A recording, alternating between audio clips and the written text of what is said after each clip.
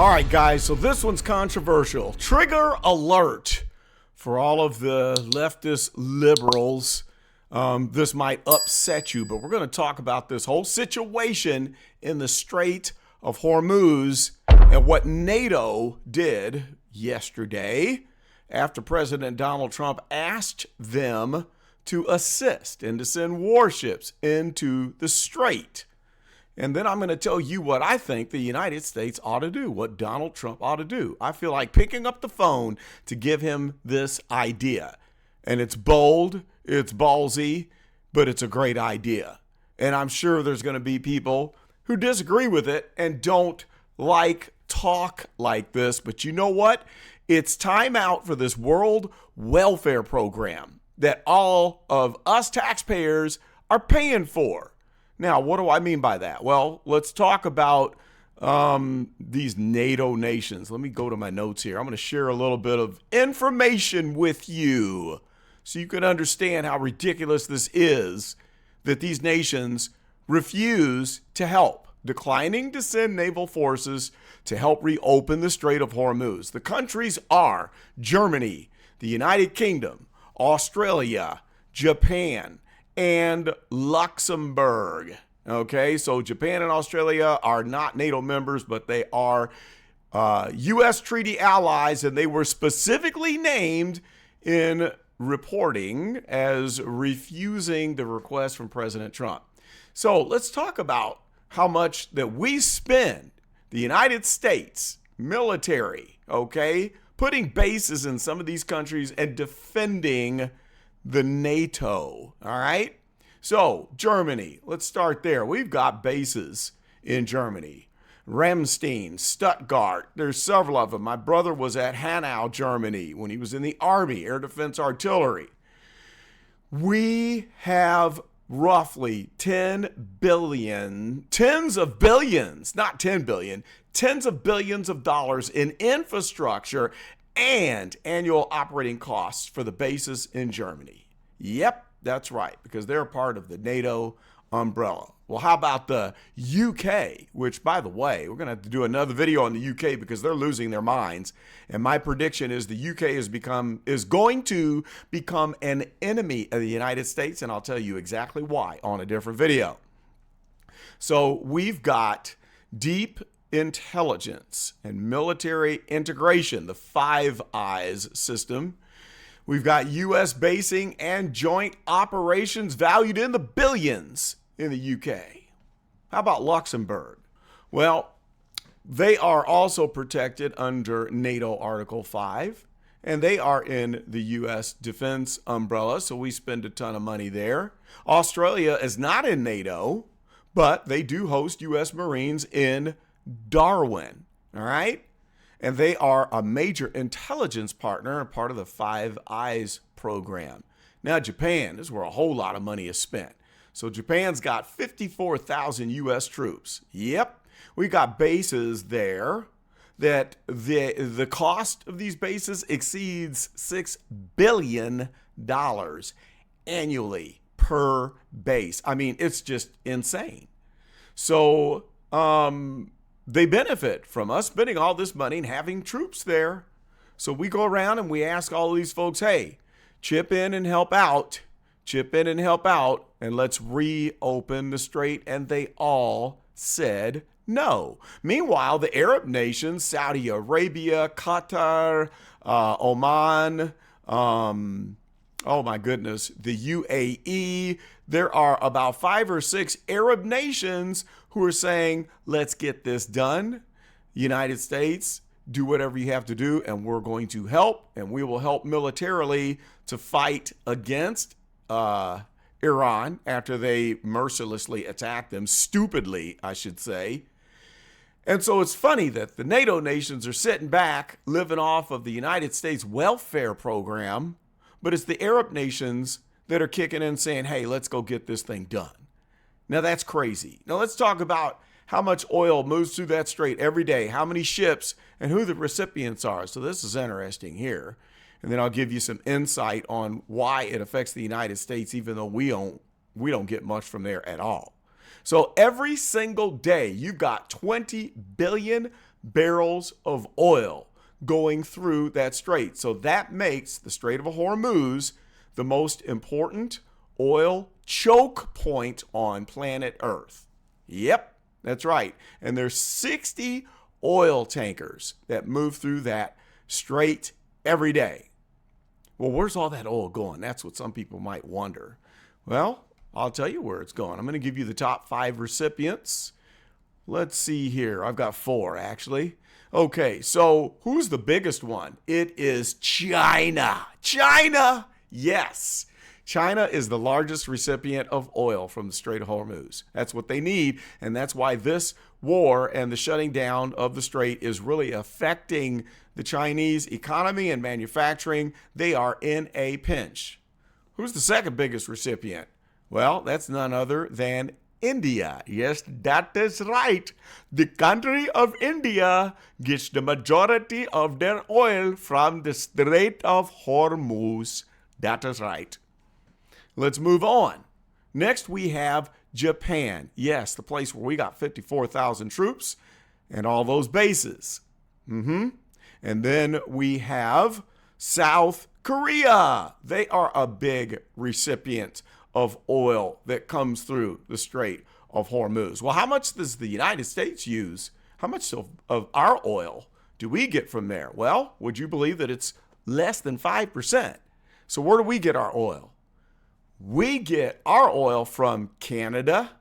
Okay, we need to invade and we need to annex Canada, period. Mexico, and from domestic oil production. All right, drill, baby, drill, because we're sitting on the largest oil reserves in the whole wide world, but we don't tap that because we had ridiculous presidents in the past, like Biden. He was the main one, and also Obama, that refused to utilize our oil resources because, well, they want to stop fossil fuels. And then we're left held hostage to the whole world of getting all of our oil. Well, why does the Strait of Hormuz affect us in the United States if we only get 5% of our oil? Well, it's because the shock to the countries that are buying that oil, it affects the overall oil market. And so the oil market includes all of the sources of oil around the world, and that affects the price per barrel. There's an oil market, and what people are willing to pay per barrel globally is controlled by the production from all the different places across the planet. So even though we only use 5%, 20% of it being that it is 20% of world oil resources. When you shut that down, you're putting a shock on world oil supply because other countries, they can buy from the U.S., they can buy from Canada and Mexico, which is going to drive up demand. When you drive up demand, you drive up the price. And then there's other things that are affected, like fertilizer. Did you know a lot of fertilizer gets shipped through there? Yes. And that is eventually going to affect the U.S. market because we need that fertilizer for the planting season this spring. And if we don't get it, we're not going to be growing as many vegetables. And this fall, you're going to see a big spike in price. So you know what? I'm tired of all this. Let's go look at the strait here, and I'm going to tell you what I think we ought to do. So here it is, right here. You see that? This little bitty spot here. Let's just zoom in. Kuwait sits at the top, and you come on down, and then you've got the little choke point right there in the middle where Iran is causing all of these problems. And here's the country of Iran on one side, and then we've got the United Arab Emirates on the other side. We got Oman down here on the south side, and then you come up, you've got Saudi Arabia, you got Kuwait there, and they are all surrounding this big Persian Gulf. And then that's the choke point right there through the strait. You got to get through the strait to get out here to the Gulf of Oman. And that's where the oil goes all over the place from that point. So here's what I think we ought to do. I think that since all of these other welfare nations want to suck off of the United States military, They want protection from NATO, but they don't want to kick in any support to open this strait up. Well, then that's fine. Sit on your rear end and don't do anything. We'll handle it and the Arab nations. And then after that, we're going to turn this thing into the Strait of America. That's what we ought to call it. Or the Strait of MAGA. Yeah, I like that. I like that. Just like we turned the Gulf of Mexico into the Gulf of America, and the liberals just went bananas. Oh, that just hurt their feelings so bad. So I think it would be hilarious if we rename the Strait of Hormuz after we just take over the whole freaking shooting match. That's right. Take it over. Join forces with UAE, Oman, Saudi Arabia, Qatar, all of the countries, Kuwait. Everyone who has said, yeah, we're going to help and fight this fight, then let's take the sucker over, plant an American flag right in the middle, and then we will charge for the oil that is sold to China. We will take over the oil production plants that are even in Iran. Go in and just take over the whole southern coast of Iran where those oil refineries are, plant the flag and run it. And sell it, just like we did with Venezuela, because Venezuela was feeding a lot of oil to China, to enemies, okay, to Russia. And now that we run Venezuela, well, China's got to depend on the Strait of Hormuz, okay? So we take that over. Guess what? China is going to have hell to pay if they are dependent on keeping good relations with the United States if we are running the Strait of Hormuz. Turn it into a business. So since all the NATO nations don't want to help out, then let's sell them oil. If we've got control of the production here, control of the production in Venezuela, and we've got the biggest oil reserve in the whole wide world, drill, baby, drill, and then we sell to all those countries that are sucking off of United States support for military protection. It's time out for that. It's like we're the slaves. We are the slaves to everybody in Europe. They can sit back, be lazy, get fat, eat, be soft, turn into pansies, do whatever they want, and then we have to provide the military protection for the whole area, the whole region of Europe. Well, time out for that. There should be a cost to it.